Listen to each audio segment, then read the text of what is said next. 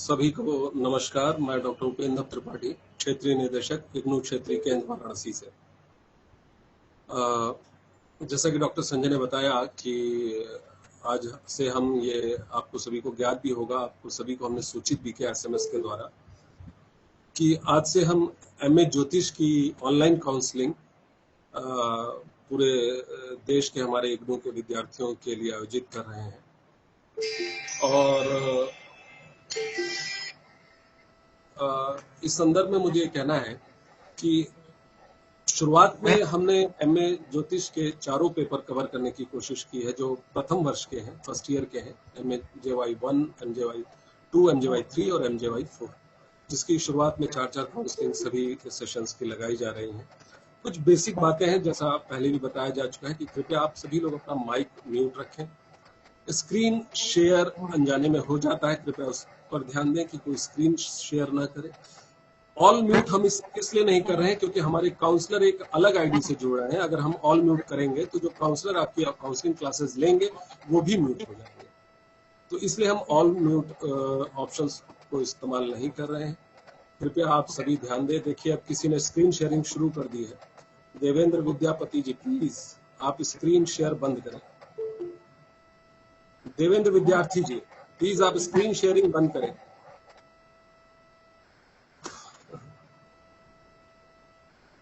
इस तरीके की कुछ टेक्निकल दिक्कतें आती रहेंगी, लेकिन आप सभी से अनुरोध है मेरा कि इस पर थोड़ा ध्यान दें। और डॉक्टर निर्भय कुमार पांडे जो आपके काउंसलर हैं और डॉक्टर राजा पाठक, ये 2 काउंसलर हैं।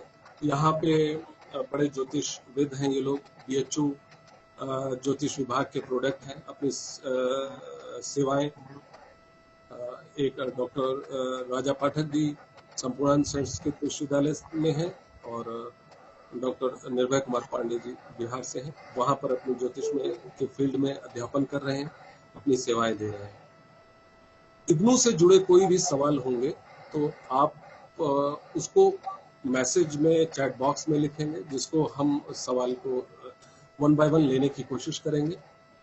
और जिस काउंसलिंग से जुड़े सवाल भी आप उसी में पूछेंगे और हर सेशन के अंत में कुछ मिनट हम सभी को देंगे कि आप अपने सवाल ज्योतिष से जुड़े जो भी आपके उस पेपर से आज के जो उस दिन पढ़ाया गया है उससे संबंधित जो सवाल है आप उससे पूछ सकें।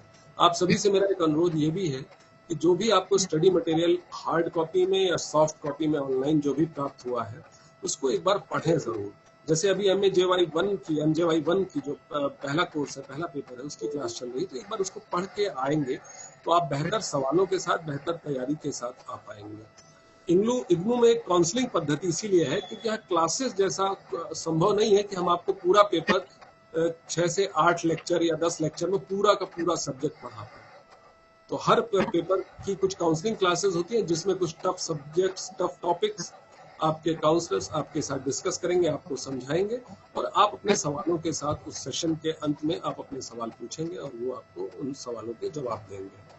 तो डॉक्टर निर्भय कुमार पांडे जी को मैं आमंत्रित करता हूं कि वो आए और प्लीज इन सवालों के अपने काउंसलिंग स्टार्ट करें और विद्यार्थियों को उससे परिचित कराएं। और ये जो ग्रुप है, या आपस में अगर आप कोई ग्रुप बना रहे हैं, व्हाट्सएप ग्रुप, टेलीग्राम ग्रुप, तो मतलब ये आप आपस में बना सकते हैं, but we don't concur those groups, क्योंकि अभी हम उन ग्रुप्स को कनकर नहीं करते हैं। हाँ, फ्यूचर में मैं सोच रहा हूँ कि एक टेलीग्राम ग्रुप हम जरूर बनाएंगे जिसमें आप सभी को ऐड करेंगे और उसमें आपको ड्यू अपडेट्स हम शेयर करते हैं। जी धन्यवाद। डॉक्टर निर्भय कुमार पांडे जी, प्लीज। नमस्कार।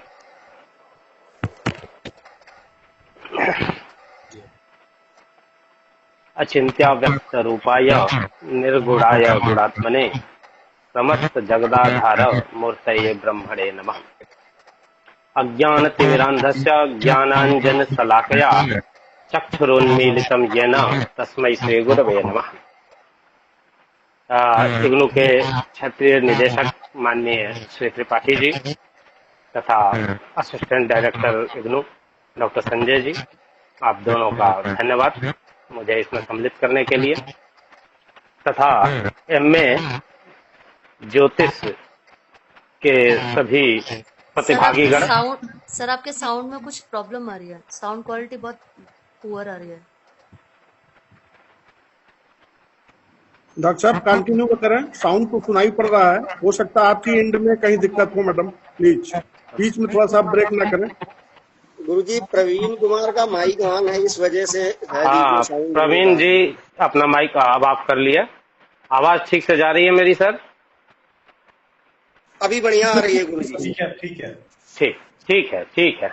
बीच बीच में अगर थोड़ा प्राकृतिक दिक्कत आती है तो आप लोग थोड़ा वो करें, वो ऑटोमेटिक चीजें होती रहेंगी। ठीक है, तो आप सभी का स्वागत। इस पे हम लोगों ने प्रारंभ में कुछ चर्चाएं की हैं। कुछ जो वाराणसी क्षेत्र के जिज्ञासुगण हैं, जो एमए के विद्यार्थी कर सकते हैं, वो लोग जुड़े और अब पूरे राष्ट्र के समस्त जिज्ञासुगण इसमें जुड़े हैं। तो यह एक अब महान दायित्व भी हो गया है हम लोगों का कि इस काशी की धरती से आप लोगों को निर्देशित किया जाए, निर्देशन दिया जाए। ये हम लोगों का सौभाग्य भी है। आज हम लोग ज्योतिष शास्त्र का उद्भव, विकास, उसकी ऐतिहासिकता किस प्रकार से रही है, इसी से प्रारंभ करते हैं। ठीक है, तो देखें, जो हमारी भारतीय ज्ञान परंपरा है, इसका मूल हम लोग वेदों को मानते हैं। मूल कहने का तात्पर्य है कि जितनी भी ज्ञान की धाराएं हैं, जितने भी जिसको आप विषय कहते हैं, उनके मूल, उनके बीज किसी ना किसी रूप में, सूत्र रूप में, संकेत रूप में या कुछ वर्णन के रूप में वेदों में वो सन्निहित हैं। वह और वेद जो है अपौरुषेय है, ऐसा हम लोग मानते हैं। अपौरुषेय होने के साथ साथ वह सृष्टि से है। तो यह ज्ञान की परंपरा भी सृष्टि आदि से है। जब से मानव का विकास हुआ, उसने जो भी ज्ञान प्राप्त किया, इतिहास के दृष्टि से आप पढ़ते ही हैं कि किस प्रकार से उसने ज्ञान अर्जन किया। तो जिस प्रकार से वो ज्ञान अर्जन करता गया, वह ज्ञान बढ़ता गया और हम लोग के सम्मुख प्रकट हुआ। तो ज्योतिष शास्त्र जो हमारा है, इसका मूल, इसका बीज तो वेदों में है ही, और यह सृष्टारंभ से, मानव जाति के प्रारंभ से ही है। कारण क्या है कि हम मानव जो हैं, यह बड़े उत्कंठित होते हैं, बहुत उत्सुकता होती है, कोई भी चीज जानने की बड़ी इच्छा होती है हमारी। तो हमारे जो पूर्वज रहे होंगे, उन्होंने सबसे अधिक आकाश को देखा होगा, आकाशीय घटनाओं को देखा होगा। सूर्य एक चमकता हुआ चीज निकलता है, जिससे प्रकाश हो जाता है, सब चीजें दिखने लगती हैं उसको, फिर वो कहीं गायब हो जाता है, फिर छोटे छोटे टिमटिमाते हुए चीजें निकलती हैं, वह टूटती हैं, तरह तरह की घटनाएं वह देख रहा है। कभी ठंड लगने लगती है, कभी गर्मी हो जाती है, कभी पानी आ जाता है, बरसात हो जाती है। तो इसके प्रति जो जिज्ञासा हुई, वही जिज्ञासा क्रमशः बढ़ते बढ़ते एक शास्त्र का रूप लेती है, और इस प्रकार हमारा ज्योतिष शास्त्र प्रारंभ से ही चला आ रहा है। अब चूंकि वेद मूल है, तो वेद को एक पुरुष के रूप में, मानव के रूप में हमारे वहां कल्पना किया गया। तो मानव के जैसे अंग होते हैं, उसी प्रकार इस वेद पुरुष के भी अंग आचार्यों ने माने, और उसके जो 6 अंग माने, वही 6 अंग 6 शास्त्र हुए। वह हैं आपके शिक्षा, कल्प, व्याकरण, निरुक्त, छंद और ज्योतिष। और यह कौन कौन से अंग है, तो इसके लिए श्लोक प्राप्त होता है कि छंदः पादौ तु वेदस्य हस्तौ कल्पोत्थ पठ्यते ज्योतिषामायनम चक्षुः निरुक्तम श्रोत्रमुच्यते शिक्षाघ्राणम तु वेदस्य मुखम व्याकरणम स्मृतम तस्मात् सांगम अधीत्यैव ब्रह्मलोके महीयते। तो इसमें जो है छंद शास्त्र, वह उस रुकिए आपको मैं एक चीज दिखाता हूं। ये आप लोगों को दिख रहा थोड़ा है? सा नीचे कर लें, आपका पंखा आ रहा है, आपका फोटो नहीं आ रहा पूरा, थोड़ा सा अपने कैमरे को ठीक कर लें। ठीक है, ये आपको दिख रहा है? जी यस सर। ये सर विजिबल है। ठीक है, इसमें आप देखें, वेद है मूल। वेद के यह 6 अंग हुए। कौन कौन है? व्याकरण, निरुक्त, शिक्षा, छंद, कल्प और ज्योतिष। ठीक है, यह षडंग हमारा वेदांग हुए। ठीक है, इसमें व्याकरण शास्त्र जो है वह उस वेद पुरुष का मुख कहलाया, क्योंकि शब्द की व्युत्पत्ति वहीं से होती है, तो इसलिए वह मुख है। निरुक्त जो है हमारा, वह उसके श्रोत्र है, कान है। शिक्षा जो है उसका घ्राण अर्थात नासिका है। छंद जो है उसके चरण है। और कल्प जो है वह हस्त है। और ज्योतिष जो है वह उसका चक्षु है। ठीक, वह देखने का कार्य करता है, काल विधान है।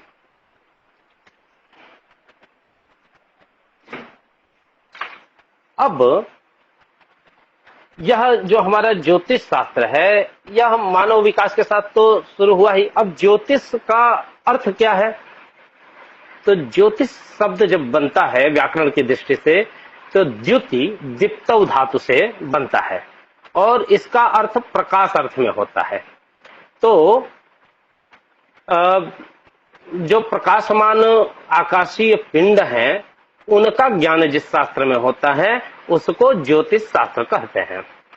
ठीक है, अब हम बार बार आप लोगों से शास्त्र शब्द का उपयोग कर रहे हैं, विषय नहीं, सब्जेक्ट जो आजकल चलता है, यह हम शास्त्र शब्द का उपयोग कर रहे हैं। कारण है इसमें कि शास्त्र शब्द जो है वह एक व्युत्पत्ति परक है। इसका अर्थ आप देखेंगे तो हमारे यहाँ आता है शासनात् शास्त्रम, शासनात् शास्त्रम। अर्थ करेंगे तो मतलब जो करणीय अकरणीय है, जो कर्तव्य कर्तव्य है, उसके विषय में जो आज्ञा दे, शासन दे, वह शास्त्र है। यह करना है या नहीं करना, यह योग्य है, यह अयोग्य है, इसकी जो आज्ञा आपको दे वह शास्त्र होता है। तो यह सभी हमारे शास्त्र कहलाए। इसका एक दूसरा भी व्युत्पत्ति करते हैं कि शास्त्रत्वम संसनादपि, अर्थात किसी कोई उद्देश्य आपका हो, कोई आपका उद्देश्य हो, उसको जो संपूर्ण अर्थों में उसका ज्ञान दे आपको, वह शास्त्र होता है। ठीक है, तो ज्योतिष हमारा शास्त्र है। और ज्योतिष शास्त्र के जब व्युत्पत्ति करते हैं तो कई व्युत्पत्तियां आती हैं। उसमें एक कहते हैं कि ज्योतिषाम सूर्यादि ग्रहाणाम बोधकम शास्त्रम, ज्योतिषाम सूर्यादि ग्रहाणाम बोधकम शास्त्रम। तो जो ज्योतिषमान सूर्यादि ग्रह पिंड हैं, आकाशीय पिंड हैं, उनके बारे, उनका जो बोध कराए, उनका ज्ञान कराए, उनके भ्रमण का, उनके मार्ग का, उनकी स्थिति का, उनके प्रभाव का, धूमकेतुओं का, आपके ग्रहों के उदय अस्त का, ग्रहण का, क्षमा, जो ज्ञान कराए वह शास्त्र ज्योतिष शास्त्र है। ठीक है, तो ज्योतिष शास्त्र की इस प्रकार व्युत्पत्ति हो जाती है। ठीक है, अब क्योंकि हम लोग वेद की भी बार बार बात कर रहे हैं, वेद का ही अंग, वेद ही मुख्य है। ठीक है, तो वेद शब्द का भी अर्थ आप जान लें कि वेद जो होता है वह विद धातु से बनता है और वह ज्ञान अर्थ में होता है। ठीक है, तो वेद जो हमारा है वो ज्ञान, विद धातु से बना और ज्ञान अर्थ में है, और वेद का अर्थ ही है ज्ञान। ठीक है, तो विद्यते ज्ञायते अनेनेति वेदः। ठीक है, जिसके द्वारा ज्ञान प्राप्त किया जाए वह है हमारा वेद। अस्तु, अब हमने अभी आपको जो षडंग बताए, इस षडंगों को आप 3 उसमें बांट सकते हैं। अब चूंकि इनका जो भी है 6 शास्त्र हमने बताए, इनका मुख्य कर्म क्या है?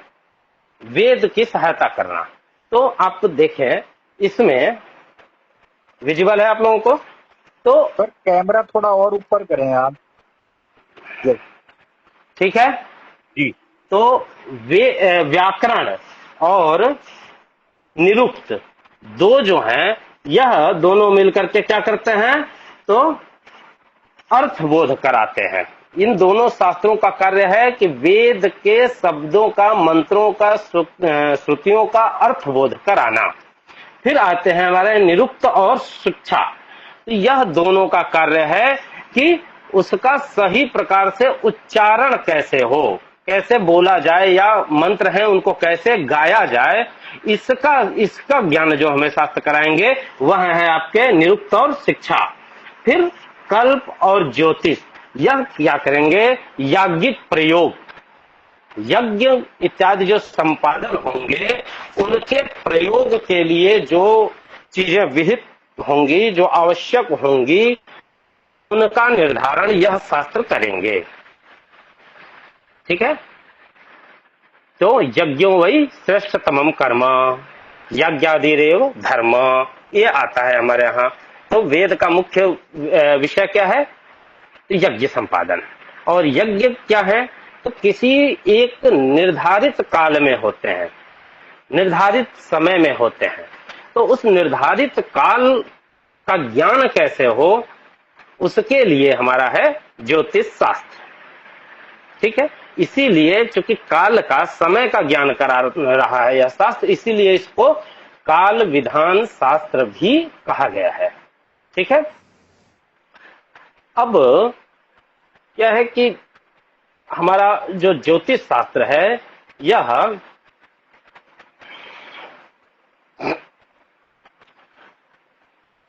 अब यह प्रारंभ तो उसी समय से हो गया, लेकिन वेद में बीज रूप में है। उसके बाद जब वैदिक काल, वैदिक साहित्य की रचना हो रही है, उस समय आकर के ज्योतिष का प्रारंभिक एक ग्रंथ आचार्य लगध के द्वारा लिखा गया। आचार्य लगध पहला ग्रंथ लिखते हैं ज्योतिष शास्त्र का। ठीक है, वैदिक काल का एकदम अंतिम बिंदु है, अवसान काल है, उस समय आचार्य लगध यह ग्रंथ लिखते हैं। कमलाकर भट्ट एक आचार्य है ज्योतिष के, वह अपने पुस्तक सिद्धांत तत्व विवेक, उसमें बताते हैं कि किस किस प्रकार से ज्योतिष शास्त्र का उपदेश हुआ, आया। तो वहां वो कहते हैं कि ब्रह्मा प्राह च नारदाय हिमगुर, ब्रह्मा प्राह च नारदाय हिमगुर यत् सौनकायामलम मांडव्याय वसिष्ठ संज्ञक मुनि सूर्यो मयाह यत्। ठीक है, तो ब्रह्मा ने नारद को, हिमगु मतलब चंद्रमा ने सौनक को, मांडव्य ने वशिष्ठ को, और सूर्य ने मय नामक दानव को यह शास्त्र उपदेशित किया, बताया। तो ब्रह्मा से प्रारंभ हो रहा है और वेद भी ब्रह्मा से है। तो इस प्रकार इसकी परंपरा वहां से चलती है। अब उसके बाद का जो काल आता है, उस काल में अभी तक देखिए, उस समय यह मुख्य रूप से श्रौत परंपरा में है, शैशव काल में ज्योतिष है, एकदम जन्मनावस्था में है। मात्र लगध एक ग्रंथ लिख रहे हैं और वो भी बहुत बहुत छोटी है। कुल उसमें चारों वेदों से के अलग अलग हैं, सब लेकर के मात्र 126 श्लोक प्राप्त होते हैं। तो अभी शैशवावस्था है। उसके बाद क्या होता है कि गुरुकुल परंपरा चल रही है उस समय। तो गुरु अलग अलग आचार्य अपने अपने गुरुकुलों में ज्योतिष की भी शिक्षा दे रहे हैं और उनके द्वारा उनका जब संकलन किया जाता है, इकट्ठा होता है, तब यहाँ आकर के यह पुस्तकें बनती हैं। और इस प्रकार 18 आपके ज्योतिष शास्त्र के प्रवर्तक मिलते हैं, अष्टादश प्रवर्तका। 18 प्रवर्तक सर्वप्रथम आपको मिलते हैं। ये हैं सूर्य पितामहो व्यासो वशिष्ठो अत्रि पराशरः कश्यपो नारदो गर्गो मरीचिर्मनुरंगिरा लोमसः पौलिसश्चैव च्यवनो यवनो भृगुः सौनको अष्टादशाश्चैते ज्योतिष शास्त्र प्रवर्तकाः। ठीक है, तो यह है आपके सूर्य पितामह व्यास वशिष्ठ अत्रि पराशर, वशिष्ठो अत्रि पराशर, कश्यप नारद गर्ग मरीचिर मनु मनु अंगिरा लोमसः पौलिसश्चैव लोमस पौलिसश्चैव च्यवनो यवनो भृगुः च्यवन यवन भृगु सौनको अष्टादशाश्चैते और शौनक। यह 18 ऋषि हैं और यह ज्योतिष शास्त्र के प्रवर्तक हैं। ठीक है, प्रवर्तक का अर्थ हमारा यह है कहने का कि ज्योतिष अब इन्हीं के द्वारा शुरू हो रहा है, इसके पीछे बीज रूप में है और अब यहां से यह विकास के क्रम में आ रहा है। ठीक है, तो यह 18 प्रवर्तक हमारे हो जाते हैं। अब उसके बाद हमारा जो है ज्योतिष शास्त्र जो है यह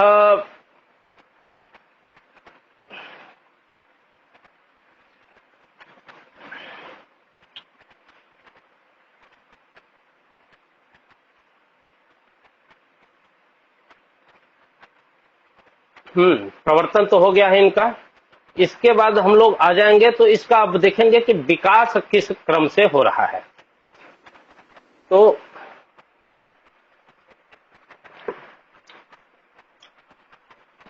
देखें, वस्तुतः हमारे यहाँ इस ऐतिहासिक मतलब इतिहास लिखने की परंपरा नहीं रही देखा जाए तो इस प्रकार का कोई ऐतिहासिक ग्रंथ तो नहीं प्राप्त होता है।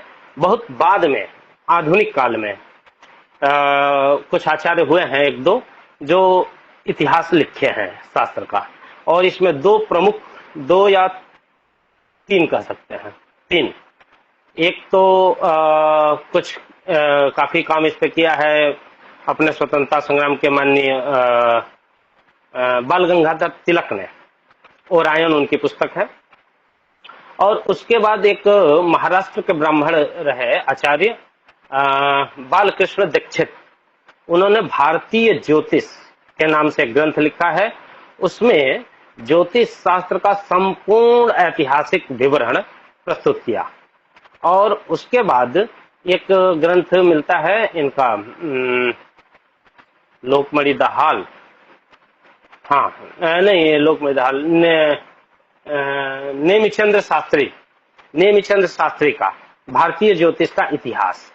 तो इसमें जो अपने नेमिचंद्र शास्त्री जी हैं, यह इसको ज्योतिष के काल को, ऐतिहासिक काल को 5-6 वर्गों में बांट देते हैं। 5-6 वर्ग में इसको बांट देते हैं। इसको वह प्रारंभिक अवस्था को अंधकार काल के नाम से लिख लेते हैं। फिर उसके बाद अंधकार के बाद उदय होता है, तो उदय काल, उदय के बाद प्रारंभिक अवस्था तो आदि काल, उसके बाद पूर्व मध्य काल, फिर उत्तर मध्य काल और वर्तमान काल। यह 6 वह विभाग करते हैं और समय लेते हैं। वह अंधकार काल का समय ईसा से लगभग 1 लाख वर्ष पूर्व, वह अंधकार काल है, जिस काल के ग्रंथ भी उपलब्ध नहीं हो रहे और उसका ज्ञान भी नहीं हो पा रहा। फिर उदय काल वह लेते हैं ईसा से 10,000 ईसा पूर्व से 500 ईसा पूर्व तक का काल। फिर वह पूर्व मध्य का काल लेते हैं तो ईसा पूर्व 500 से और आपका 1000 ईस्वी तक, ईसा पूर्व 500 ईसा 500 से और 1000 तक 500 साल का, और उत्तर मध्यकाल 1000 ईसा से 1600 तक, 1600 ईस्वी तक, और आधुनिक काल 1600 के बाद अद्यावधि, यह वर्तमान काल, यह वह ग्रहण करते हैं। अब इसमें जो अंधकार काल है अपना, यह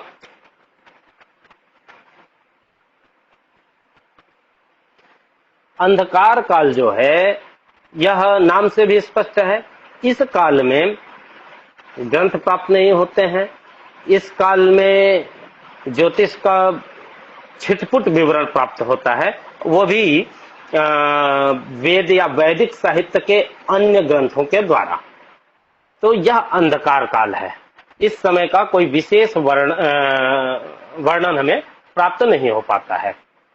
उसके बाद उदय काल आ जाता है। तो उदय काल वही काल है जिस समय लगध पहला ग्रंथ प्रस्तुत कर रहे हैं, ठीक है, लगध का, और उसी समय आपके अष्टादश प्रवर्तक जो हम बताए यह आते हैं और ज्योतिष शास्त्र का प्रवर्तन यहां से प्रारंभ हो जाता है। यह ईस्वी के 10,000 ईस्वी पूर्व से लेकर के और 500 ईस्वी पूर्व तक वह मान लेते हैं इस काल को। और इस काल में वैदिक साहित्य भी बहुत विस्तृत रूप से लिखा जा रहा है, यह ध्यान देना है। इसी समय ब्राह्मण लिखे जा रहे हैं, इसी समय आरण्यक, उपनिषद और जो सूत्र ग्रंथ जैसे शूल्ब सूत्र इत्यादि वह लिखे गए। तो यही काल में ज्योतिष भी थोड़ा सा प्रकट हो रहा है। और इस काल में आते आते मैंने कहा कि कोई अभी विशेष ग्रंथ नहीं प्राप्त हुआ इस समय, लेकिन इन ग्रंथों में जो ब्राह्मण ग्रंथ हैं, आरण्यक हैं, उपनिषद हैं, इसमें ज्योतिष संबंधी तत्वों का विवरण, मतलब तत्व कहने से है कि मासों का वर्णन, ऋतुओं का वर्णन और ग्रहों का वर्णन, ये प्राप्त होने लगता है इस काल में। और मासों के नाम भी जो आप हिंदी नाम जानते हैं उससे थोड़े से भिन्न है वो। अभी तो आप चैत्रादि जानते हैं, लेकिन उस समय मधु तथा माधव संज्ञकश्च ये मिलते हैं। मधु, माधव, शुक्र, नभ, नभस्यौ, ठीक है, तपस्यौ, यह नाम उस समय ये लोग रख लेते हैं। और उस समय इनके क्या कहते हैं कि ऋतुओं का ज्ञान भी हो जाता है। कहें कि तैत्तिरीय ब्राह्मण में एक वो मिल रहा है मंत्र, वहां लिखते हैं। थोड़ा सा कैमरा ऊपर कर ले, आपकी फोटो क्लियर नहीं आ रही। आप एक किनारे पे आ जाते हैं और ये ऊपर पंखा आ जाता है, थोड़ा सा और पंखे से कोई दिक्कत नहीं है, मेरा चेहरा वाइब्रेशन पास होती है पढ़ाते हुए। थैंक यू, अब ठीक है। अब ठीक है जी जी, मेरी आवाज अच्छे से जा रही है ना? बहुत अच्छी आ रही है, बहुत। बस तो आवाज आप सुने, ठीक है, धन्यवाद। है सर, आप आवाज आप लोग सुने, विषय सुने, ठीक है। मेरे जाए तो फिर अच्छा लगता है पढ़ने में, वरना कोई दिक्कत नहीं थी। अच्छा ठीक है, अभी ठीक है ना अपना वो हाँ ठीक है, कर दें, सर का सही हो जाएगा। दूसरे लोग वेबकैम ऑफ कर दें, सर का कैमरा सही हो जाएगा। आप आरंभ रखिए। ठीक है डॉक्टर साहब, कंटिन्यू। ठीक है, आप लोग सुनते बस रहें और ध्यान उस पर लगाएं। हम विषय चाह रहे हैं, विषय जो आप लोगों के सामने प्रस्तुत करें, फोटो और उससे बहुत मतलब नहीं है। अस्तु, तो हम लोग थे कि तैत्तिरीय ब्राह्मण में आपको ऋतु के नाम मिल जाते हैं। वहां वह कहते हैं कि तस्य ते वसंतः शिरः, तस्य ते वसंतः शिरः, ग्रीष्मो दक्षिणः पक्षः, वर्षः पुच्छम, शरद उत्तरः पक्षः, हेमंतो मध्यमा। यहाँ पर यह पूरे वर्ष को एक पक्षी के रूप में वर्णित कर रहे हैं और वहां आचार्य कह रहे हैं कि वसंतः शिरः, वसंत जो है उस पक्षी का क्या है, सिर है। ग्रीष्मो दक्षिणः पक्षः, ग्रीष्म उसका दाहिना पंख है।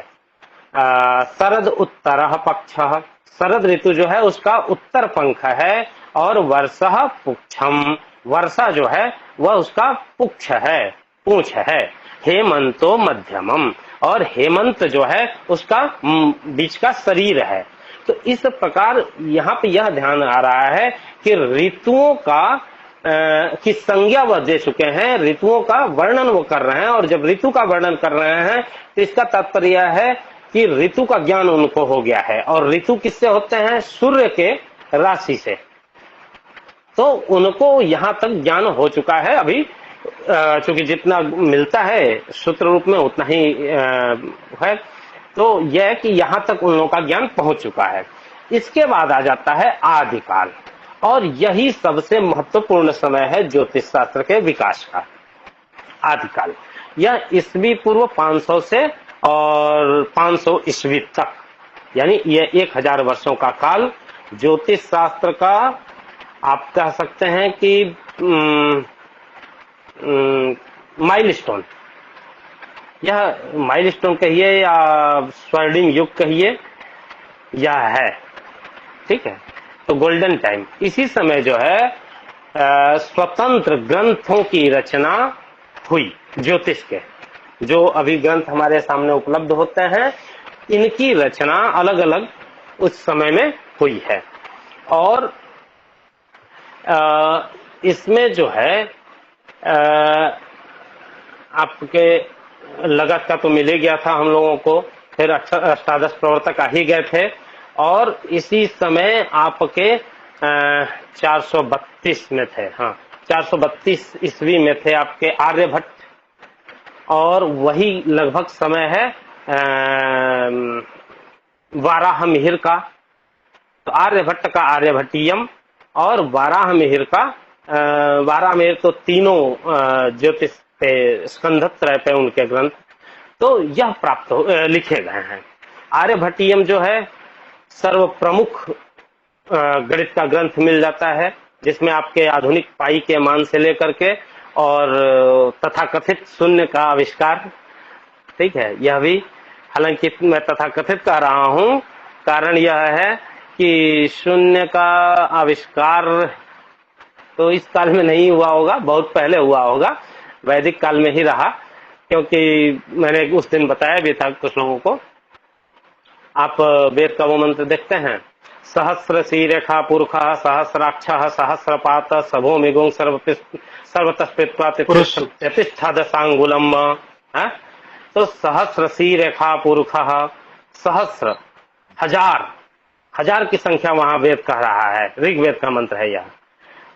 फिर इसी तरह उसमें आ जाता है चमों में द्विचमे, त्रिशचमे, चतुश्चमे, पंचचमे, अष्टाचमे, नवचमे, दशचमे, एकादशचमे, द्वादशचमे, त्रयोदशचमे। तो जब 10चमे, एकादशचमे, द्वादशचमे आ गया तो शून्य तो आ गया।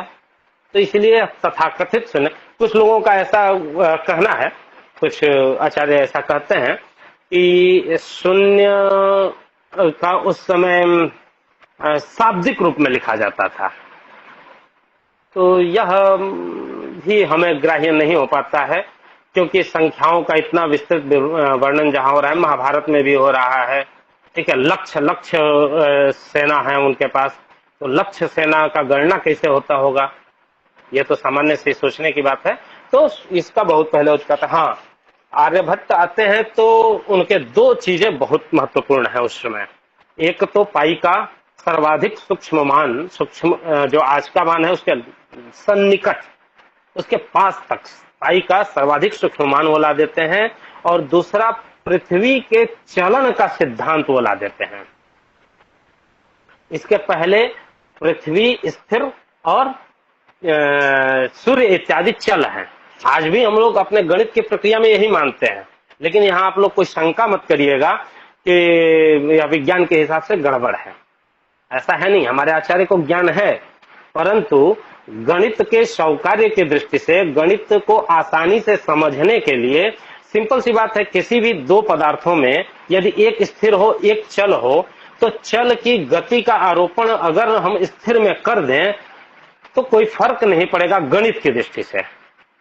ठीक है, अगर 500 किलोमीटर की रफ्तार से ट्रेन जा रही है और उसी का हम उसके स्टेशन में गति मान लें तो गणित की दृष्टि से वही चीज आएगा।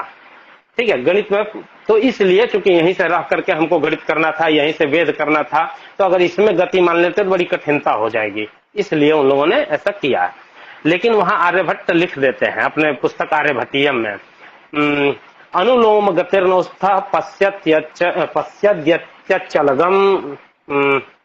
अनुलोम गतिर्नोस्था पश्यत्यचलम, देखिए श्लोक हमारे स्मरण से उतर गया। ठीक है, अनुलोम गतिर्नोस्था पश्यत्यचलगम भू, चलिए अब अभी स्मरण आएगा तो फिर बोलूंगा। तो वहां उसका अर्थ है यह कि जिस प्रकार नौका में बैठा हुआ व्यक्ति तट पर स्थित वृक्षादि को अपने से विपरीत भागता हुआ देखता है और अपने में गति का अनुमान उसको नहीं हो पाता, वह इतना स्मूथ है, उस पे इतना स्थिर रूप में बैठा है, शांत है कि उसको पता चलता है कि वृक्ष वगैरह भाग रहे हैं। उसी प्रकार इस पृथ्वी पर बैठे हुए हम लोगों को भान होता है, ऐसा वह कहते हैं। और वहीं पर उसी श्लोक का अंतिम पंक्ति में शब्द है कि प्राणे नैति कलाम भूः, प्राणे नैति कलाम भूः। तो एक कला, 1 डिग्री में 60 कला होते हैं, तो एक कला तुल्य दूरी पृथ्वी 1 प्राण तुल्य समय में चलती है, और 1 प्राण का मान आप जब निकालेंगे तो 4 सेकंड के बराबर आता है। और इसको आप जब आज मिनट घंटे में परिवर्तित करेंगे तो 24 घंटे में एक कला 360 डिग्री पूरा उसका भ्रमण मिल जाएगा। तो स्पष्ट ज्ञान उनको वहां पे है कि पृथ्वी का दिन, हाँ यह है कि वह अक्ष भ्रमण की बात वहां कर रहे हैं। ठीक है, कक्षा भ्रमण की चर्चा वहां नहीं कर रहे हैं। तो हमारा कहने का तात्पर्य यह है कि यह गोल्डन एरा है उस समय ज्योतिष का, ईस्वी पूर्व 500 से और 500 ईस्वी तक का समय। और इस समय आर्यभट्ट आ जाते हैं, वराहमिहिर मुख्य आ जाते हैं, लल्ल आ जाते हैं, लल्ल का शिष्यधि वृद्धिदम तंत्रम ग्रंथ आ जाता है, वाराह। और एक चीज और हो जाता है इसी काल में, ज्योतिष शास्त्र अब इतना उस समय में व्यापक रूप में आ चुका है आदिकाल के बाद कि इसके भी पार्ट बन जाते हैं, यह डिवाइड हो जाता है। स्क्रीन शेयर कृपया लोग न करें, मैं डिस्ट्रैक्ट हो जा रहा हूं। तो इसके पार्ट बन जाते हैं, इसको मैं आप लोगों को दिखा दूं। यह दिख रहा है आप लोगों को? जी दिख रहा है सर। जी सर, विजिबल है। तो ज्योतिष जो है यह 3 भागों में वहां डिवाइड हो जाता है, सिद्धांत, संहिता और होरा। ठीक है, सिद्धांत, संहिता और होरा, 3 भाग इसके अलग अलग स्वतंत्र विभाग बन जाते हैं। ठीक है, 3 इसके स्वतंत्र विभाग बन जाते हैं। और इस समय जो ज्योतिषीय गणित है वह पूर्ण अवस्था में आ जाती है। अब इसके बाद हमारा आता है उत्तर मध्यकाल। ठीक है, तो उत्तर मध्यकाल जो है यह ग्रंथ तो इस काल में रचे ही जाते हैं, इसके साथ साथ इसकी बृहद व्याख्या इस समय हो रही है। मतलब पीछे जो ग्रंथ हैं उसमें गणित उसके बताए जा रहे हैं और उस गणित की व्यापक चर्चा, मतलब उसमें और सूक्ष्मता लाई जा रही है। जो थोड़ा बहुत अंतर आ रहा है, क्योंकि देखिए ज्योतिष में हम लोग गणित करते हैं, गणित से ग्रहों की स्थिति जानते हैं, परंतु आप सभी जानते हैं कि गणित से आया हुआ उत्तर सर्वमान्य होता है 2 दूना 4। लेकिन ज्योतिष में यहां पर भी हम लोग ध्यान रखना होता है कि गणित से आपका आ गया, लेकिन अगर वह दृष्टि नहीं हुआ, अगर वह दृश्य नहीं हुआ, तो आपका गणित गड़बड़ है। आपको क्या लाना है? दृश्य लाना है, दिखाई देना चाहिए। जैसे आपने कह दिया कि आपके गणित से आ गया कि 6 बजे सूर्योदय होगा, और सूर्योदय हुआ 6:10 पे, तो यहाँ पर आपकी लाख गणित में शुद्धता हो, आप कहें कि पूरा कैलकुलेशन सही है, लेकिन वह आपका सब सिद्धांत गलत माना जाएगा, गड़बड़ माना जाएगा, क्योंकि दृश्य हो रहा है 6:10 पे। तो आपका सिद्धांत में संशोधन करना पड़ेगा, आपको अपनी गणित में संशोधन करना पड़ेगा और लाना पड़ेगा 6:10 का सूर्योदय। अगर ग्रहण आपने कह दिया कि आज दोपहर में मध्य ग्रहण होगा 12 बजे, तो 12 बजे ग्रहण होना चाहिए। अगर ग्रहण दिखा उसके आगे या पीछे, तो फिर आपका सिद्धांत गड़बड़ है।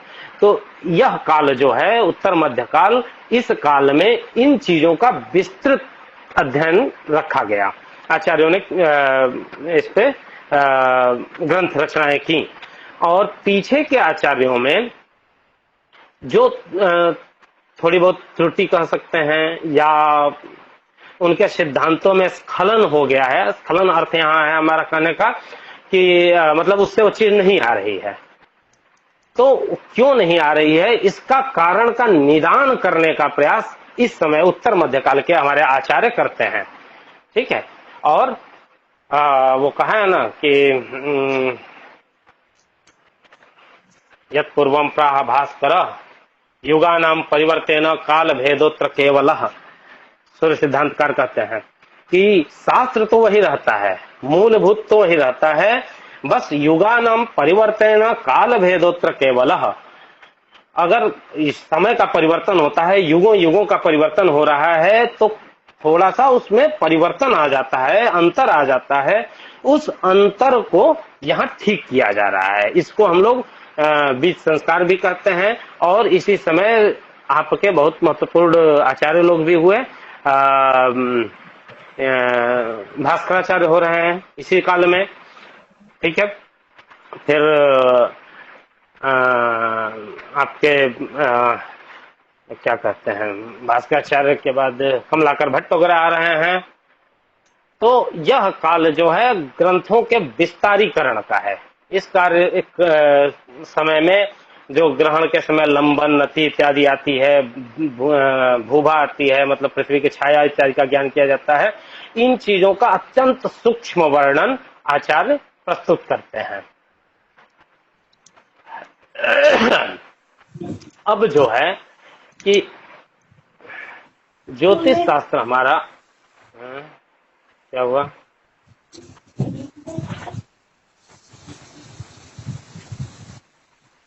कोई कुछ कह रहे हैं? जी नहीं सर, आप कौन है? नहीं, उमा शंकर जी, आप अपना उसको कर लें, आवाज को। ठीक। अब जो है कि ज्योतिष शास्त्र का यह 3 भेद तो हो ही जाता है, सिद्धांत, संहिता और होरा। इसमें हमारा अब सिद्धांत क्या है? सिद्धांत है कि भास्कराचार्य इसके विषय में कहते हैं, त्रुट्यादि प्रलयांत काल कलना मानव प्रभेद क्रमात् चारश्च द्विषदाम द्विधा च गणितम प्रश्नास्तथा सोत्तरा भूधिष्ण्य ग्रह संस्थितेश्च कथनम यंत्रादि यत्रोच्यते सिद्धांतम स उदाहृतोत्र गणित स्कंध प्रबंधे बुधई। ठीक है, कहते हैं वहां के त्रुटि से लेकर, त्रुटि समय का सबसे सूक्ष्म मानक उस काल का। ठीक है, सेकंड से भी बहुत नीचे। त्रुट्या भिन्न सुच्या भिन्न पद्म पत्ते त्रुटि रित्य विधीयते, कहते हैं कि कमल के पत्तों को रख करके और सुई से छेदिए तो एक पत्ते से दूसरे पत्ते के बीच जाने का जो समय, वही त्रुटि है। पक्षे रक्षो निमेष कालः, पक्ष का आंख के पलकों का झपकना, उससे भी छोटा हिस्सा। तो त्रुटि का समय का वह जो सबसे छोटा इकाई, उससे लेकर के और सृष्टि के प्रलय तक का जो काल, इसकी गणना जहां पर हो, त्रुट्यादि प्रलयांत काल कलना और मानव प्रभेद क्रमात्, और काल के जितने भी मान हैं, वर्गीकरण कहिए आप, आगे आप पढ़ेंगे कालमान में 9 विध कालमान, 9 प्रकार के काल के मान। तो यह काल के जितने प्रभेद हैं, भेद हैं, इनका अध्ययन, तो काल प्रभेद क्रमा 4 दिवसधाम, ग्रहों के चलने का, उनकी गति इत्यादि का ज्ञान जहाँ पे हो, दिवसधाम द्विधा प्रश्नास तथा द्विधा च गणितम प्रश्नास तथा सुत्तरा, और दोनों प्रकार के गणित, दोनों प्रकार के मतलब एक अंक गणित हो गया और बीज गणित और ज्यामिति हम लोग का एक में लिया जाता है। तो गणित का सांगोपांग ज्ञान जहां हो वह, और प्रश्नास तथा सोत्तरा, प्रश्न के साथ उत्तर भी उसके वहां उपस्थित हो। भूधिष्ण ग्रह संस्थितेश्च कथनम, पृथ्वी का भूगोल का पूरा वर्णन हो, और नक्षत्रों का और ग्रहों की स्थिति का पूरा वर्णन हो। यंत्रादि यत्रोच्यते, और इनको साधने के लिए, इनको जानने के लिए जो यंत्र होते हैं, उन यंत्रों के निर्माण का और उनके प्रयोग का वर्णन जहां हो। सिद्धांतः स उदाहृतोत्र गणित स्कंध प्रबंधे बुधई, उसी को सिद्धांत स्कंध कहेंगे। देखिए ज्योतिष में हम लोग इसको स्कंध बोलते हैं, ठीक है, सिद्धांत स्कंध, संहिता स्कंध और होरा स्कंध, तो उसको सिद्धांत कहेंगे उन ग्रंथों को, और इसी को हम लोग गणित स्कंध भी कहते हैं, ठीक है। सिद्धांत को ही गणित के नाम से भी लोग बोलते हैं, ठीक है। तो यह हो गया आपका सिद्धांत स्कंध। फिर आपका आ जाता है ये संहिता स्कंध, संहिता ज्योतिष। तो सम्यक हितम प्रतिपाद्यम यस्याह सा संहिता, जहां पर सम्यक समुचित प्रकार से, पूर्ण रूप से, जहां पर हित प्रतिपादित किया गया हो सबका, वह संहिता है। यहाँ पर केवल मनुष्य का नहीं, प्राणी का, यानी जीव जंतु। आप संहिता ग्रंथों को देखेंगे तो उसमें आपको अश्व लक्षणाध्याय, गो लक्षणाध्याय, हस्त लक्षणाध्याय, ठीक है, इस प्रकार जो मुख्य पशु हैं उनके लक्षण, उनके किस प्रकार के होने से क्या होता है उनका, वो कैसे होंगे, इसका ज्ञान। फिर आपके साइंस के लगभग जितने विज्ञान के, आधुनिक विज्ञान की मैं बात कर रहा हूँ, विषय हैं, जैसे रसायन, भौतिक, आपका मौसम विज्ञान, इन सबका सबकी चर्चा उन ग्रंथों में आपको प्राप्त हो जाएगी। वहां पे मौसम का पूर्वानुमान करने का तरीका, मेघों के बरसने का, आने का, उनके समय का ज्ञान, किस प्रकार की वर्षा होगी, किस प्रकार के मेघ दिखेंगे, तो इस तरह की पूरी चर्चा, दकारगल की चर्चा, यानी भूमि के अंदर भूजल, जिसको भूजल कहते हैं, उसका ज्ञान किस प्रकार से हो, कि कहाँ पर जल कितनी गहराई पे मिलेगा, क्या चीजें दिखती हैं तो कैसे उसका ज्ञान होता है, यह सब। और आपके प्राकृतिक उत्पाद, जो प्राकृतिक उत्पाद होते हैं, इनकी भी चर्चा, यह सब आपको मिल जाएगा संहिता ग्रंथों में। तो यह सबके लिए होगा। यह हो गया संहिता स्कंद। इसके बाद आ जाता है आपका होरा स्कंद। तो होरा स्कंद जो होता है, यह एक शब्द हम लोगों में होता है अहोरात्र। अहोरात्र का अर्थ होता है एक पूरा दिन और रात, ठीक है। पूरा दिन और रात जो 60 घटी का यानी 24 घंटे का होता है, इसको हम लोग अहोरात्र बोलते हैं।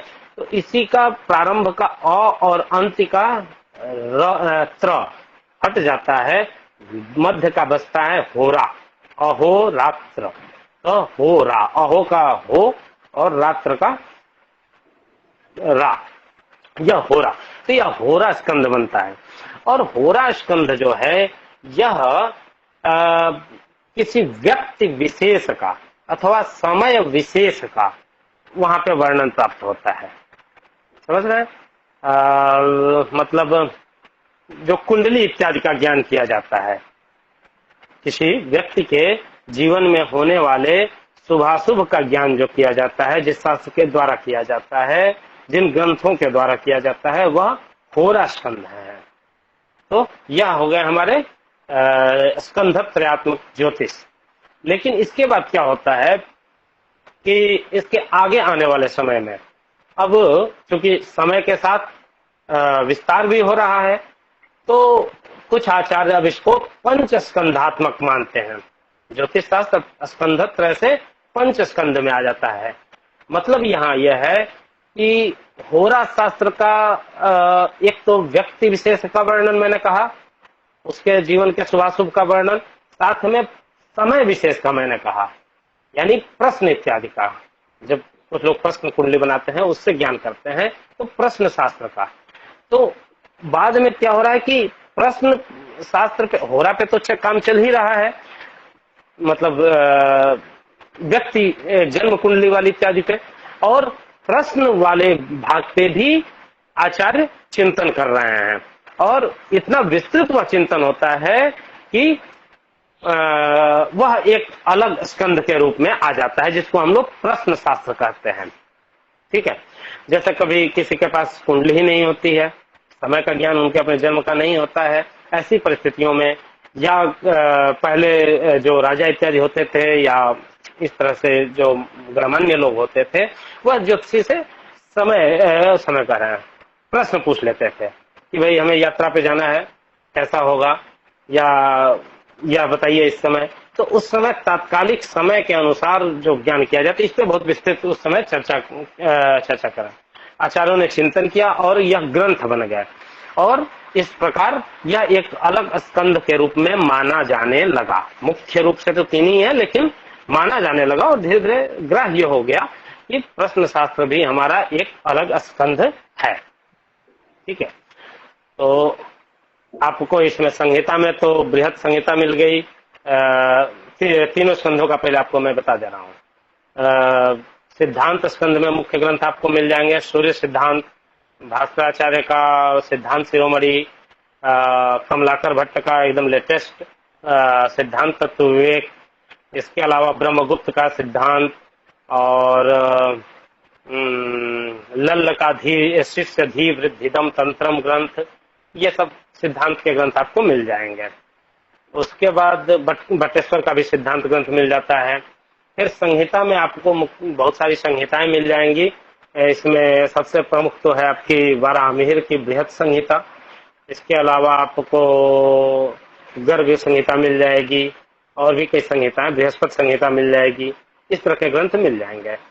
फिर आपका संहिता होरा में बहुत सारे ग्रंथ आपको मिल जाएंगे, जिसमें आपका बृहद जातकम है, दैवज्ञ भरणम है, इस तरह के बहुत से ग्रंथ मिल जाएंगे।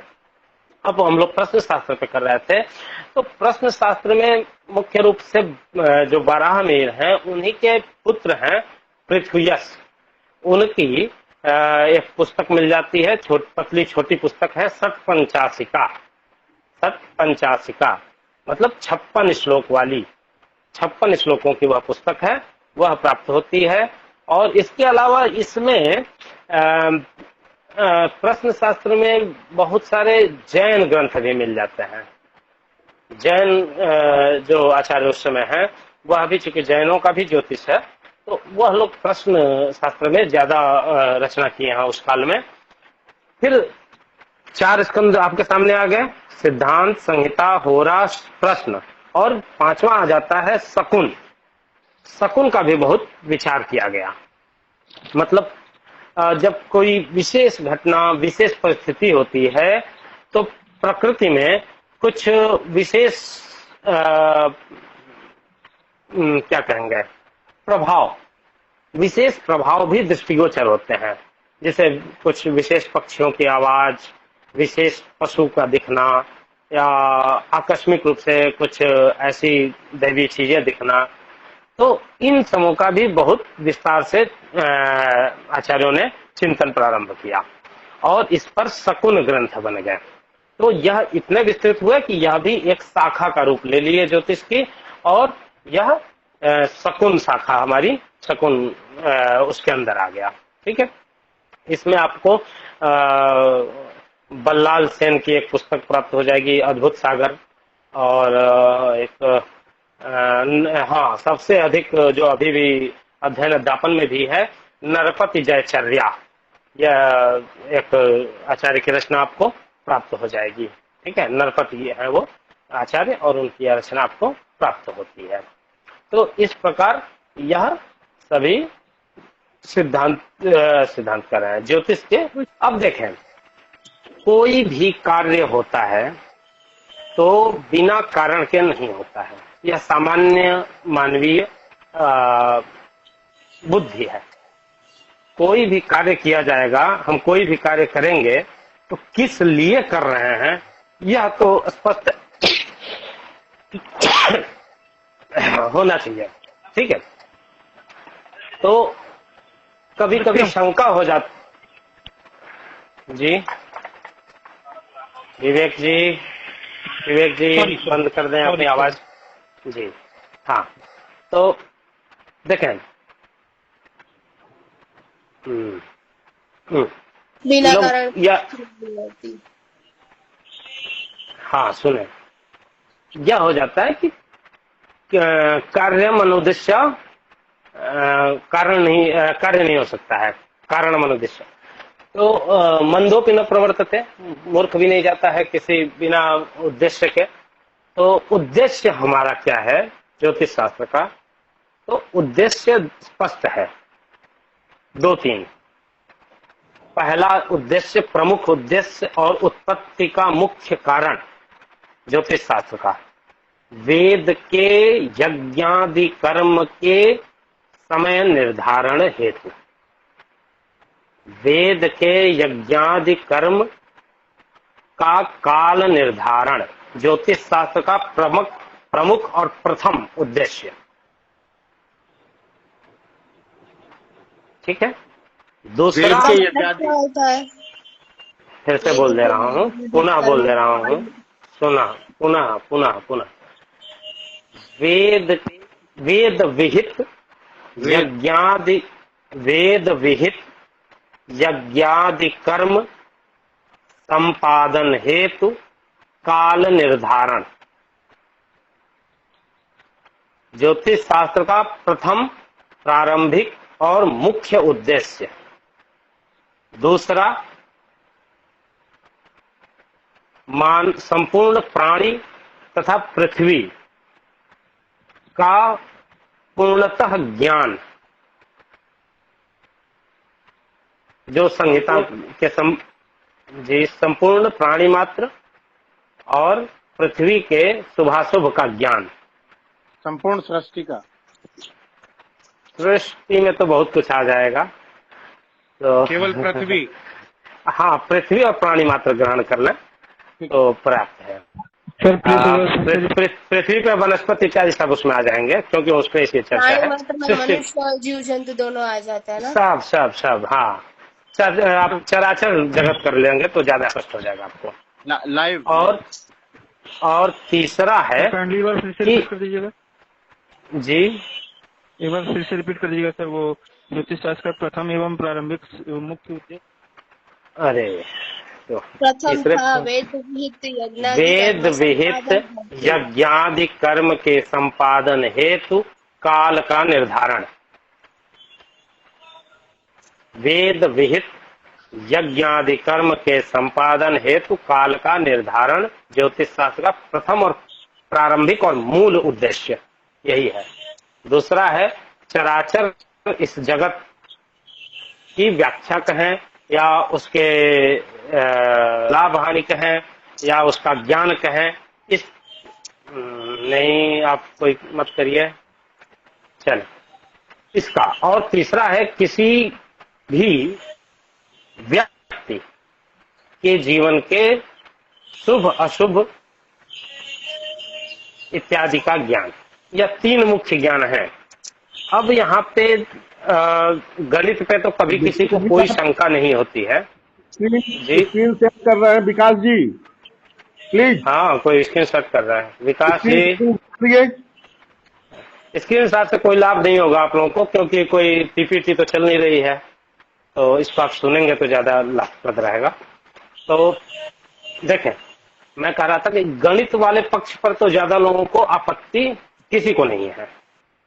ठीक है, मुख्य आपत्ति आ जाती है फलित वाले पे। तो यहाँ पर मुख्य कारण क्या है कि जी हाँ ठीक है विकास जी, ठीक है। मुख्य कारण क्या है कि जो भौतिक हमारा विज्ञान है, भौतिक विज्ञान से, अब विज्ञान की भौतिक शाखा, भौतिक विज्ञान उस शाखा को मत लीजिएगा। भौतिक विज्ञान हमारे कहने का तात्पर्य है जो आधुनिक विज्ञान है। यहाँ क्या है कि मात्र जो दृष्टिगत होता है, प्रत्यक्ष है, उसी का वो वहां पे वर्णन किया जाता है। और हमारे यहाँ क्या होता है शास्त्रों में कि मतलब वो प्रत्यक्ष को ही प्रमाण मानते हैं और हम 3 प्रमाण मानते हैं। हमारे यहाँ भारतीय परंपरा में 3 प्रमाण माने गए हैं, प्रत्यक्षानुमान आगम प्रमाणानि। प्रत्यक्ष, अनुमान और आगम, यह 3 प्रमाण हैं। प्रत्यक्ष तो जो है वो तो दिखेगा ही, तो मैंने आपको स्पष्ट किया था कि गणित के पक्ष में यदि आपने गणित कर लिया, सिद्धांत सही है, गणित सही है, फिर भी यदि आपको दृश्य नहीं हुआ तो आपका गणित गड़बड़ है, आपका सिद्धांत गड़बड़ है। आप उसमें संशोधन करिए। सूर्य का उदय नहीं बदल सकते, सूर्य का अस्त नहीं बदल सकते, चंद्रोदय नहीं बदल सकते, ग्रहों के परिभ्रमण का काल समय नहीं बदल सकते, तो उसमें कोई आप परिवर्तन नहीं कर सकते। जो परिवर्तन होगा आपके गणित में होगा और आपके सिद्धांत में होगा। तो यह प्रत्यक्ष प्रमाण के लिए। फिर हमारे वहां अनुमान प्रमाण आता है कि यत्र यत्र धूमस तत्र तत्र वह्नि। जहां जहां धुआं है वहां किसी न किसी रूप में अग्नि होगी ही होगी। ठीक है, दीवार के पीछे से धुआं उठ रहा है तो दीवार के पीछे अग्नि होगी, यहाँ आप अनुमान लगा सकते हैं। तो ऐसे अनुमान भी हमारे वहां प्रमाण है। और आगम प्रमाणानि, आगम भी प्रमाण है। आगम क्या है? तो आप्त वक्ता, आगम में हमारे वेद आ जाते हैं। वेद जो कह दिया वो प्रमाण है। इसके अलावा आप्त वाक्य भी प्रमाण है। आप्त वाक्य मतलब जो यथार्थ वक्ता होता है, जो सत्य वक्ता होता है। जैसे आप इसको ऐसे भी मान सकते हैं कि जैसे आप आजकल न्यूज चैनल देखते हैं, उनका रिपोर्टर वहां से जो आपको बताता है वो आप मानते हैं कि हाँ वहां पे ये हो रहा है, ये घटना हो रही है, आप जाके थोड़ी देख रहे हैं प्रत्यक्षता। तो आप ऐसा मान रहे हैं कि जो वह व्यक्ति है वह आप्त व्यक्ति है, यथार्थ वक्ता है, जो देख रहा है वो बोल रहा है, भले वो बढ़ा चढ़ा के बोल रहा है या कैसे भी बोल रहा है, लेकिन सत्यता तो वहां कुछ न कुछ अंश में रहेगी ही। उससे नहीं किसी दूसरे से आपको पता चल जाएगा। लेकिन अगर 10 चैनल वही बात कर रहे हैं तो स्पष्ट है कि वही है। तो आप्त वक्ता जो है वह भी प्रमाण है। तो हमारे यहाँ ज्योतिष शास्त्र का जो है, तो हमारे यहाँ बराहमिहिर लिखते हैं कि यदुपचितम अन्य जन्मनि शुभाशुभम तस्य कर्मणः प्रोक्तम व्यंजयति शास्त्र में तमसि द्रव्याणि दीपमिव। यदुपचितम अन्य जन्मनि, आपने अन्य जन्मों में, देखिए हम लोग कर्म का ही फल लेकर के चलते हैं। तो अन्य जन्म में, अन्य काल में आपने जो कर्म किया, उस कर्म का जो फल है उसी को यह शास्त्र क्या करता है। जैसे अंधकार में आपको कुछ नहीं सूझ रहा है, कुछ नहीं दिख रहा है, दीपक जल गई तो आपको वहां की वस्तुएं दिखने लगी। उसी तरह यह आपके कर्म के फल जो संचित हैं, उस कर्म के फल का आपको भान नहीं है, ज्ञान नहीं है। और यह शास्त्र क्या करता है कि आपकी उत्पत्ति का जो काल है, उस काल के समय जो प्राकृतिक स्थितियां हैं उसके अनुरूप क्या फल है वह बता देता है, उसको प्रकाशित करता है। तो यह इस शास्त्र का काम है। ठीक, यह तो प्रसितम अन्य जन्मनि शुभाशुभम तस्य कर्मणा प्रोक्तिम व्यंजयति शास्त्र में तमसि द्रव्याणि दीपमिव। अब जैसे मान लीजिए कि आपने किसी भी व्यक्ति की, आपने अर्थात किसी ने किसी व्यक्ति की हत्या कर दी, तो दुनिया की कोई भी न्यायपालिका उसको क्या कर सकती है? अधिकतम मृत्युदंड। अर्थात एक व्यक्ति का जीवन हरण किया तो आपका जीवन ले लिया गया। लेकिन आपने ब्लास्ट कर दिया, आतंकवादी घटना कर दी, 150 लोगों को मार दिया, तो एक का तो निकल गया आपको मृत्युदंड देके, बाकी 99 का कौन भोगेगा? वह आप भोगेंगे और अगले जन्म में भोगेंगे, क्योंकि हम पुनर्जन्म को मानते हैं। ठीक, कर्म जब तक क्षय नहीं होगा तब तक आप जन्म लेंगे, चाहे जिस रूप में आए। कर्म का क्षय होना ही आपको मुक्त करेगा। और कर्म का जो भी फल होगा, शुभ फल हो या अशुभ फल हो, आपने बहुत शुभ कार्य भी कर दिया, बहुत अच्छा कार्य कर दिया जीवन में, तब भी आपको जन्म लेना पड़ेगा, क्योंकि वह उसका अच्छा वाला फल कौन भोगेगा? आप ही तो भोगेंगे। अगले जन्म में आप बहुत अच्छे खानदान में, अच्छे कुल में आएंगे, अच्छा पद प्रतिष्ठा धन पाएंगे। यह है, तो उस अनुरूप प्रकृति आपको करती है। अस्तु, अब समय आप लोगों को दिया जाए। आप लोगों को कुछ शंकाएं हो तो उस पर चर्चा की जाए। अपने नाम के साथ प्रश्न बताइएगा। MJY 001 में कौन कौन सी यूनिट अभी कवर कर ली? 001 में हमने तो आज आपको भारतीय ज्योतिष के इतिहास पे ही पूरी चर्चा रखी। क्या क्या है उसमें MJY 001 में? सर उन्हें शकुन शास्त्र नहीं है, आपने बताया, बहुत अच्छा है, और वेदों में उसका उल्लेख जी, वेदों में शायद कोर्स में कंटेंट नहीं है शकुन शास्त्र। हाँ, मैंने कहा तो कि यह बाद में, बहुत बाद में शकुन और प्रश्न शास्त्र, तो इसको मैंने अपने शब्दों में मेरे ध्यान देंगे तो मैंने कहा कि आज आचार्यों ने इसको ग्रहण कर लिया है, मानने लगे हैं। यह मैंने कहा, यह नहीं है कि उस परंपरा में नहीं है, लेकिन अभी इतना विस्तृत हो चुका है, कुछ चीजें तो कालानुरूप बनेंगी जी, तो अभी इतना विस्तृत हो चुका है कि उसको आचार्यों ने आकल क्या किया, उसको एक अलग स्वतंत्र मानने का मेरा कहने का है। जी जी बिल्कुल। मैं ये कह रहा था कि ये सेशन हो गया है और बहुत सारे सवाल, अगर आप लोग डिसिप्लिन्ड वे में सवाल नहीं पूछेंगे तो मैं जबरदस्ती सबको म्यूट करूंगा। और देखिए, अभी इसके बाद भी 15 सेशन तो मैंने शेड्यूल कर रखे हैं और उसके बाद भी 10-12 सेशन और होंगे, तो आपके पास टोटल 30 क्लासेस हैं। पहली ही क्लास में सारे सवाल पूछने की प्रयास करेंगे तो पूरा कंफ्यूजन क्रिएट हो जाएगा। समझ रहे हैं ना आप? तो और डॉक्टर निर्भय पांडे बहुत तन्मयता से पूरा 2 घंटे की क्लास लेते हैं, तो उनको इतना आप एग्जॉस्ट ना कर दें कि वो अगली क्लास के लिए, जो कि 1 दिन बाद ही है, उसमें वो तैयार ना रहे।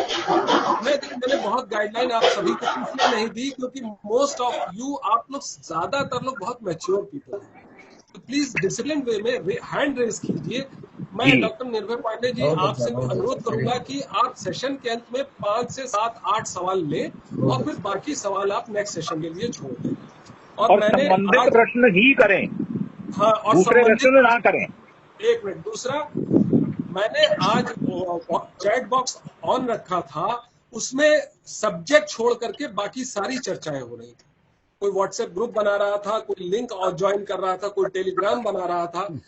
देखिए, ये सब काम प्लीज आप ना करें। आप इसमें सिर्फ एकेडमिक काउंसलिंग है और सब्जेक्ट से रिलेटेड सवाल पूछे। अगर आप लोगों को कुछ पर्सनल बातचीत करनी हो तो उसके लिए दूसरा प्लेटफॉर्म है, इस प्लेटफॉर्म का इस्तेमाल उस।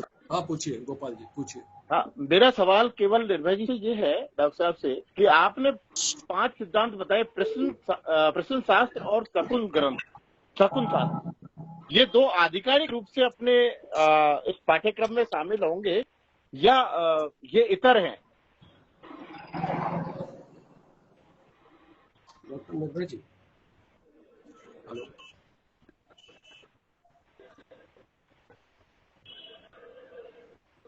सर आप म्यूट पे हैं। डॉक्टर निर्भय जी, आप अनम्यूट हाँ कीजिए अपने। हाँ, ठीक है। हाँ सुने गोपाल जी, हाँ जी, मैंने इसी प्रश्न का उत्तर अभी कुछ देर पूर्व दिया था। शकुन शास्त्र और प्रश्न शास्त्र का मैंने आपको नॉलेज कराया, ठीक है। प्रश्न क्या पूछे जाएंगे इनसे मेरा विषय नहीं था, मेरा आपको ज्योतिष को संपूर्ण रूप में रखने का मतलब था, ठीक है। आप उसको जाने, अगर आता है प्रश्न इससे संबंधित तो लिख लेंगे, और नहीं आता है तो कोई दिक्कत नहीं। ज्ञान आपके पास होना चाहिए कि हाँ ये भी है उसके अंग। कहीं अचानक ये ना हो कि हमको तो 3 ही ज्योतिष के सिद्धांत पार्ट बताए गए थे, बाहर कहीं और सुने तो फिर 5 भी होते हैं क्या, तो उस दिन तो गुरुजी ने कुछ बताया ही नहीं। तो इसलिए हम ऐसा नहीं कि केवल आपका पाठ्यक्रम देख करके आपसे चर्चा करते हैं, हम अब चाहते हैं कि जितना मैं जानता हूं आपको बता पाऊं। दूसरी बात, मैं अपनी तरफ से, आप म्यूट कर लें, मैं अपनी तरफ से कुछ कह दूं आप लोगों को। देखें, हमें यह अच्छी तरह पता है कि मैक्सिमम लोग, मैंने शुरू में प्रारंभ में एक शब्द कहा था, आप लोगों ने संभवतः ध्यान नहीं दिया होगा। मैंने कहा कि जिज्ञासुगण और अध्येता, मैंने विद्यार्थी नहीं कहा था, ठीक है। आप लोग जिज्ञासु हैं, अधिकतर लोग मैच्योर्ड हैं, कामकाजी हैं, तो आप अपने ज्ञान के लिए जुड़े हुए हैं और हम लोगों का प्रयास वही है।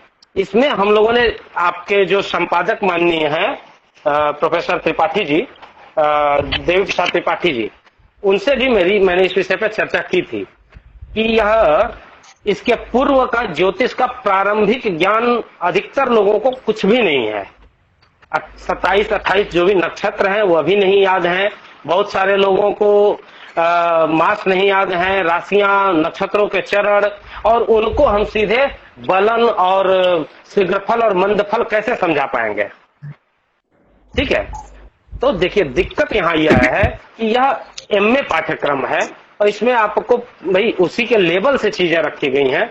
हम लोग काउंसलिंग में यह प्रयास करते हैं कि आपको प्रारंभिक के साथ जोड़ करके उस चीज को समझा पाए, केवल पुस्तक पढ़ करके। अभी तो ये केवल हम लोग प्रारंभिक चरण की बात कर रहे हैं, उद्भव, विकास इत्यादि। अभी आप आगे आएंगे तो आपको शीघ्रफल है, मंदफल है, ग्रह स्पष्टीकरण है, यह चीजें तो कुछ समझ में नहीं आएंगी। तो हम लोगों का काउंसलिंग का यही प्रयास रहता है कि आपको उन चीजों से रिलेट कर दे ताकि आप बुक्स देख करके भी समझ पाए, क्योंकि यह दूरस्थ शिक्षा है, ठीक है। तो पूरी कक्षाएं लेना संभव न होने के कारण हम लोग उसको आपको उससे कोरिलेट करने का प्रयास इस काउंसलिंग में करते हैं, ठीक है। तो आप लोग, दूसरी चीज, आप लोग परेशान ना हो, घबराएं ना। आप लोगों को जो यह इकाइयां दी गई हैं, इन इकाइयों को हम लोग सेशंस में प्रयास करेंगे कि उससे संबंधित सारी चीजों को संक्षेप में मूलिंदु आपके सामने रख दें। बाकी उसका विस्तृत रूपरेखा आप लोगों को मिली होंगी पुस्तक या पाठ्य सामग्री, उसमें तो मिलेगी ही मिलेगी, और हम लोग उसे आपको जोड़ दें, इसका प्रयास है हम लोगों का। बहुत से लोगों को अभी इसमें शाब्दिक आएंगे, वो समझ आएंगे कि शब्दों का अर्थ ही नहीं समझ में आएगा। ज्योतिषीय शब्द चूंकि शब्द हैं वो, और वो ज्योतिष में ही प्रयुक्त होते हैं, तो उन समस्याओं का निराकरण करेंगे।